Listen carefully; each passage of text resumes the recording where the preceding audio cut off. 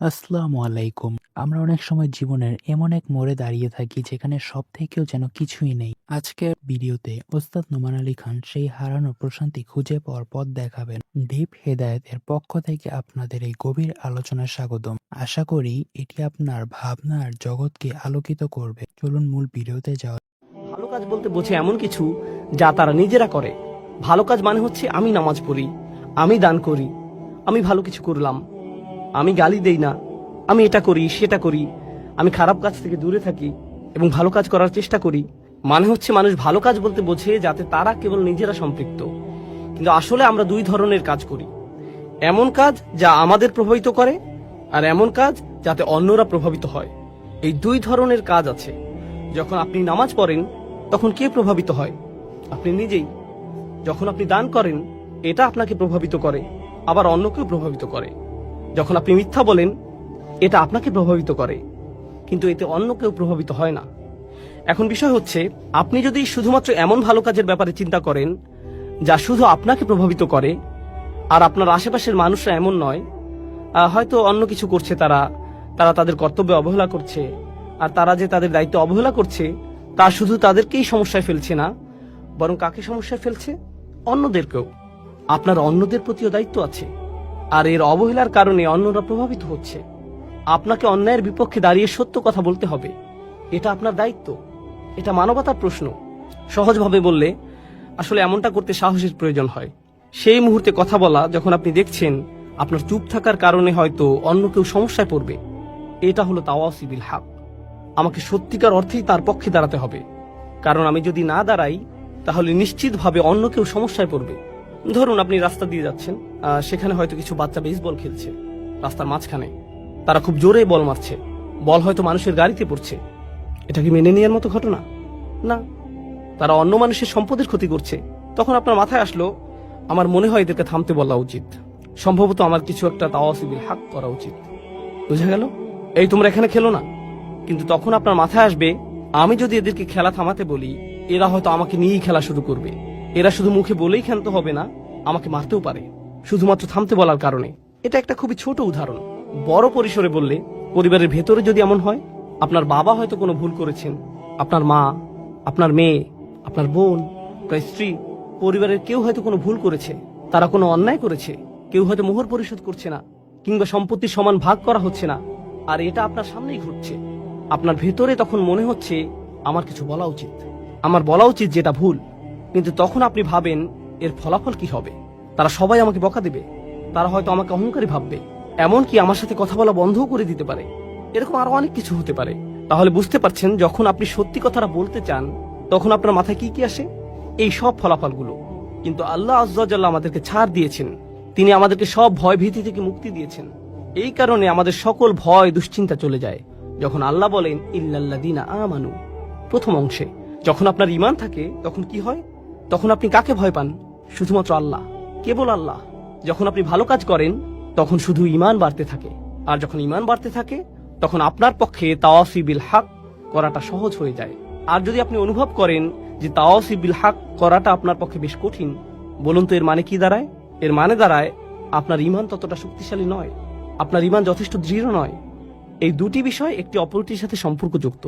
সত্যের পক্ষে দাঁড়ানো এবং কথা বলার সাহস থাকা সরাসরি ঈমানের সাথে সম্পর্কিত, একেবারে সরাসরি ভাবে যুক্ত। শেষ অংশটা নিয়ে বলি। এই দুইটি বিষয় যেহেতু একটি অপরটির সাথে সম্পর্কিত, এখানে একটা হাদিস মনে পড়েছে। এটা আনাস রাদিয়াল্লাহু তাআলা আনহু কর্তৃক বর্ণিত সহিহ মুসলিমের হাদিস। আচ্ছা, আগে আমরা আবু সাঈদ আল খুদরির হাদিসটি দেখি। মান রাআ মিনকুম মুনকারান ফালিয়ুগাইয়িরু বিয়াদিহি ফাইন লাম তাস্তাতি ফাবিকলবিহি যালিকা আদআফু আল ঈমান। আদআফুল আমল নয়, আদআফুল ঈমান। তিনি বলেন, কেউ যদি কোনো খারাপ কাজ সংঘটিত হতে দেখে তার উচিত হাত দিয়ে তার প্রতিরোধ করা। এটাও কিন্তু তাওয়াসি বিল হক। তিনি যদি এটা না পারেন তাহলে কি দিয়ে প্রতিবাদ করা উচিত? তার মুখ দিয়ে প্রতিবাদ করা উচিত, তার এর বিরুদ্ধে বলা উচিত। সে যদি এটাও না পারে, অন্তত তার অন্তরে এ ব্যাপারে খারাপ ধারণা করা উচিত। আর এটাই হচ্ছে সবচেয়ে দুর্বল ঈমান, আর এটাই হচ্ছে সবচেয়ে দুর্বল ঈমানের পরিচয়। রাসূল সাল্লাল্লাহু আলাইহি ওয়াসাল্লাম বলেননি যে এটা হচ্ছে সবচেয়ে দুর্বল আমলের পরিচয়, এটা হচ্ছে সবচেয়ে দুর্বল ঈমান। তার মানে তিনি মানুষকে সত্যের প্রতি উৎসাহ দেয়া সত্যের জন্য কিছু করাকে সরাসরি ঈমানের সাথে সংযুক্ত করেছেন। ঠিক যেভাবে সূরায় এসেছে, ইল্লাল্লাযীনা আমানু ওয়া আমিলুস সলিহাত ওয়া তাওয়াসাউ বিল হক, ইল্লাল্লাযীনা আমানু ওয়া আমিলুস সলিহাত, তারপর সাথে সাথে ওয়া তাওয়াসাউ বিল হক, এই তিনটিকে সম্পর্কযুক্ত করা হয়েছে।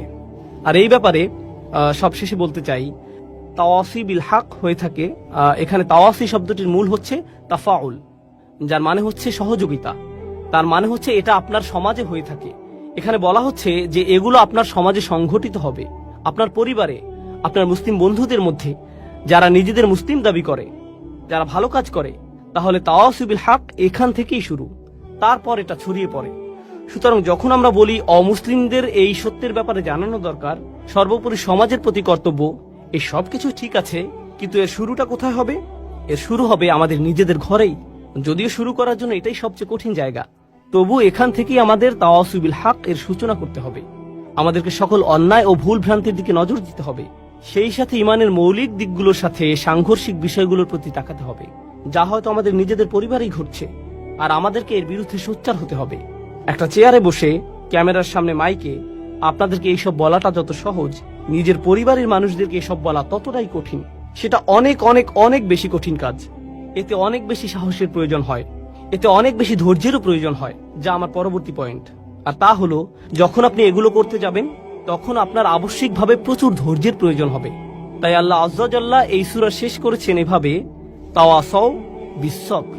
সবর শব্দটির কয়েকটি অর্থ আছে। বাংলায় ধৈর্য বললে অর্থটি ঠিক পরিপূর্ণ হয় না। তাহলে আসুন প্রথমে আমরা সবরের কয়েকটি অর্থ সম্পর্কে জেনে নিই। হ্যাঁ, সবর বলতে ধৈর্যও বোঝানো হয়, কিন্তু এ দিয়ে অধ্যবসায়ও বোঝানো হয়। অধ্যবসায় মানে হচ্ছে যখন পরিস্থিতি কঠিন হয়ে যায় তখনও আপনি এর সাথে লেগে থাকেন, তখনও আপনি তা চালিয়ে যান, এটাই হলো অধ্যবসায়। এই শব্দটি দিয়ে প্রতিশ্রুতিও বোঝানো হয়, অর্থাৎ আপনি কখনো আলসেমি করেন না, আপনি ঢিলেমি করেন না, আপনি প্রতিশ্রুতিবদ্ধ। যেন আপনি কোনো চাকরি করছেন আর প্রতিদিন আপনি সময় মতো হাজির হবেন, কিংবা কোনো অ্যাসাইনমেন্টের কাজে আছেন যা সময়ের মধ্যেই জমা দিতে হবে, এটাই হচ্ছে প্রতিশ্রুতি। এটা দিয়ে ধারাবাহিকতা বোঝায়, অর্থাৎ আপনি প্রতিশ্রুতির এদিক সেদিক করেন না, প্রতিশ্রুতি ভঙ্গ করেন না, এটা ঠিক থাকে। ইবনে তাইমিয়া রাহিমাহুল্লাহ সবরের সংজ্ঞায়ন করেছেন এভাবে, তিনি বলেছেন, সুসময় বা দুঃসময় আল্লাহ তাআলার প্রতি সমান আনুগত্য ধরে রাখাই সবর। আপনি যদি আল্লাহর প্রতি আনুগত্য ধরে রাখতে পারেন, সুসময় বা দুঃসময় যাই হোক না কেন, তাহলেই আপনি সত্যিকারের সবরের চর্চা করছেন। এটাই হলো সবর। এরপর আমরা দেখতে পাই আল্লাহ এখানে বলেননি ওয়াতাওয়াসাউ বিল হক ওয়াস সাবারু। এটা খুবই গুরুত্বপূর্ণ। তারা তাদের সামর্থ্যের সবটুকু দিয়ে আন্তরিকতা ও সততার সাথে একে অপরকে সত্যের প্রতি ও তাদের দায়িত্বের ব্যাপারে উৎসাহ প্রদান করে। আর আল্লাহ এখানে এইটুকু বলেননি যে তারা ধৈর্য ধরে কাজ করে, তিনি কেবল বলেননি যে তারা ধৈর্য ধরে, তিনি আরো আকবারই বলেছেন ওয়াতাওয়াসাউ বিস-সবর, যার মাধ্যমে আর বড় কিছু বোঝায়। তাহলে এখানে কেবল সবর করলেই হবে না, অর্থাৎ তারা কেবল ধৈর্য ধরে না, অধ্যবসায় করে না, ধারাবাহিকতা রাখে না, বরং তারা একে অপরকে ধৈর্যের ব্যাপারে বলে, অধ্যবসায়ে উৎসাহিত করে, ধারাবাহিকতা রাখতে বলে। বলুন তো এ থেকে আমরা কি শিখলাম? আপনি একা আপনার সবর ধরে রাখতে পারবেন না, আপনার উপদেশের জন্য কাউকে প্রয়োজন, যাতে সে আপনাকে সাহস যোগাতে পারে এবং বলতে পারে, ভাই তোমার সবর করা প্রয়োজন। সবর একে অপরকে সাহস যোগায়। অন্যের কাছ থেকে আপনি এই শক্তি পাবেন। একা থাকলে আপনি সাহস হারিয়ে ফেলবেন। এটা মানুষের স্বাভাবিক প্রবৃত্তি যে যখন মানুষ খারাপ পরিস্থিতির মধ্যে পড়ে, সবচেয়ে ইমানদার ব্যক্তিটিও, সবচেয়ে আমলদার ব্যক্তিটিও যে সব সময় ভালো কাজ করে, যখন কেউ তাকে অপমান করে বা কেউ তার কাজের প্রশংসা করে না এবং খারাপ কিছু ঘটে, এমনকি হতে পারে তা কোনো ইসলামিক কাজে, তখন সে হতাশ হয়ে পড়ে। এরা ভালো মানুষ, সবরের ব্যাপারে তাদের চেয়ে কে ভালো জানে? তবু আপনাকে সেই আলেম, সেই ইমাম, সেই কর্মী, সেই দায়ী, সেই শিক্ষকের কাছে যেতে হবে, গিয়ে বলতে হবে, ভাই আপনার ধৈর্য ধরা উচিত। যখন আপনি তাদেরকে এভাবে বলবেন, এতে কি তাদের উপকার হবে? হ্যাঁ হবে। যদিও তারা এটা ইতিমধ্যেই জানে, তবু যদিও তারা সবরের ব্যাপারে ইতিমধ্যেই অনেক জানে, তবুও তারা এই তাওয়াসি এর মাধ্যমে উপকৃত হবে। তাওয়াসি বিস-সবর নিজেদের মধ্যে ঘটে, আর এটাই এখানে আবশ্যকীয়। এটা তাওয়াসি বিল হক এর বিপরীত। তাওয়াসি বিস-সবর তাদের জন্য যারা তাওয়াসি বিল হক থামিয়ে দিয়েছে, কারণ তারা ফলাফল দেখতে না পেয়ে হতাশ হয়ে পড়েছে। কিভাবে তারা তাদের উদ্যম ধরে রাখবে? একে অপরকে অধ্যবসায়ের ব্যাপারে তাগিদ দেওয়ার মাধ্যমে। সবচেয়ে সহজভাবে বলা হয়েছে আলাল মাসাইব, অর্থাৎ আপনাকে ধৈর্য ধরতে হবে, অধ্যবসায় চালিয়ে যেতে হবে, ধারাবাহিকতা ধরে রাখতে হবে। পরিস্থিতি যতই খারাপ হোক না কেন, অসব্রু আলামা আসাবাক, যতই বিপদ আসুক না কেন আপনাকে চেষ্টা চালিয়ে যেতেই হবে। এটা হলো একটা অর্থ। অপরটি হলো আনিল মাআসি, অর্থাৎ আপনাকে পরীক্ষা করা হবে। যারা এই দিনের জন্য কাজ করছেন, তা যেভাবেই হোক না কেন, হয়তো আপনি আপনার বাসায় দিনী পরিবেশ তৈরি করতে চাচ্ছেন, বাইরে আপনি হয়তো অমুসলিমদের দিনের দাওয়াত দিচ্ছেন, হয়তো দানের জন্য অর্থ জোগাড় করছেন, এটা যেমনই হোক না কেন আপনি ইসলামের জন্য কিছু করতে চাচ্ছেন। শয়তান কার পেছনে বেশি লাগে জানেন? যারা দিনের জন্য কাজ করে। শয়তান অন্য যে কারো চেয়ে তার পেছনে বেশি সময় ব্যয় করে, যাতে সে আল্লাহ, যে তারা এগুলোতে আসক্ত হয়ে পড়েছেন, তাদের সাহায্য দরকার। তাদের কি দরকার জানেন? তাদের দরকার তাওয়াসি বিসসবর। তাদের কাউকে দরকার যে তাকে অনবরত উপদেশ দিবে, বলবে শোনো, তোমাকে চেষ্টা করতে হবে, তোমাকে সংযত হতে হবে। এই 4টি উপাদান সম্পর্কে আমি সবশেষ কয়েকটি বিষয় বলতে চাই। এর প্রথম বিষয়টি হচ্ছে, এই 4টি উপাদানই অতীতকালে বর্ণিত হয়েছে। ইল্লাল্লাযীনা আমানু অতীতকাল, ও আমিলু অতীতকাল, অতাওয়াসাউ বিল হক, অতাওয়াসাউ, সবগুলোই অতীতকাল। এর মাহাত্ম্য কি? যদি এভাবে বলা হতো ইল্লাল্লাযীনা ইউমিনুন ওয়া ইয়ামালুনাস সালিহাত ওয়া ইয়াতাসালুনা বিল হক ওয়া ইয়াতাসালুনা বিস-সবর, তাহলে কি পার্থক্য হতো? বর্তমান কালে বললে কি হতো? অতীতকালে বলার কারণে বোঝা যাচ্ছে এখানে এমন মানুষের কথা বলা হচ্ছে যারা মৃত্যুর আগ পর্যন্ত সারাটি জীবন এই 4টি কাজ করেছে। সুতরাং এখন আপনি তাদের জীবনটি পর্যালোচনা করে দেখতে পারেন। আপনি তাদেরকে দেখে বলবেন, হ্যাঁ, তারা তাদের জীবনকে ঈমানের দাবি অনুসারে অতিবাহিত করেছে। যখন আপনি তাদের জীবনের দিকে তাকাবেন, আপনি বলবেন তারা ভালো কাজ করেছে এবং তারা তাওয়াসু বিল হক করেছে, তাওয়াসাউ বিস-সবর করেছে। অন্যভাবে বললে এটা সেই আয়াতটি পরিপূর্ণ করেছে যেখানে বলা হচ্ছে ওয়ালা তামুতুন্না ইল্লা ওয়া আনতুম মুসলিমুন, ভুলেও মুসলিম না হয়ে মৃত্যুবরণ করো না। আপনি যখন তাদের জীবনটি দেখবেন, আপনি বলবেন না তারা আগে ভালো ছিল, পরবর্তীতে তারা বিপথে চলে গেছে, তাদের জীবনের শেষ দিনটি পর্যন্ত তারা অটুট ছিল। সুতরাং আপনি তাদেরকে দেখে অবশ্যই বলবেন তারা এই 4টি বিষয় পরিপূর্ণ করেছে।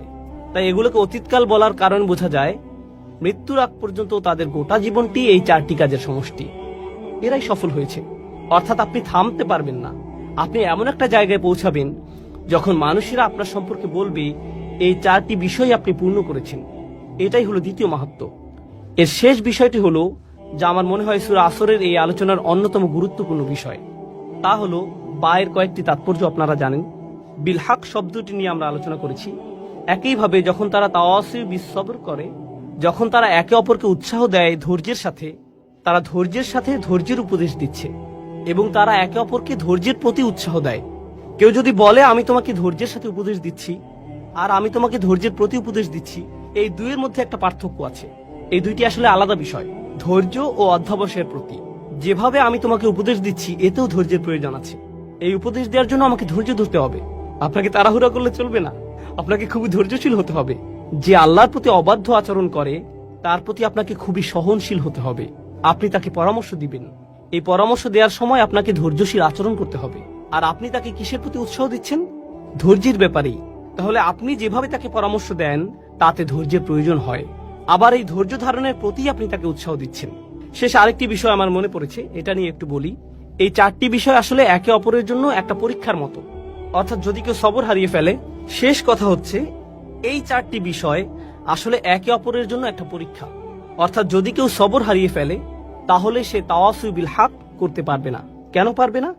কারণ যখনই সে মানুষকে সত্যের ব্যাপারে জানাতে যাবে, মানুষ এমন কথা বলবে যা সে সহ্য করতে পারবে না। আর যখন মানুষের এমন কথা সে শুনবে, পরিস্থিতি তার জন্য কঠিন হয়ে যাবে। সে বলবে আমি এটা নিতে পারছি না।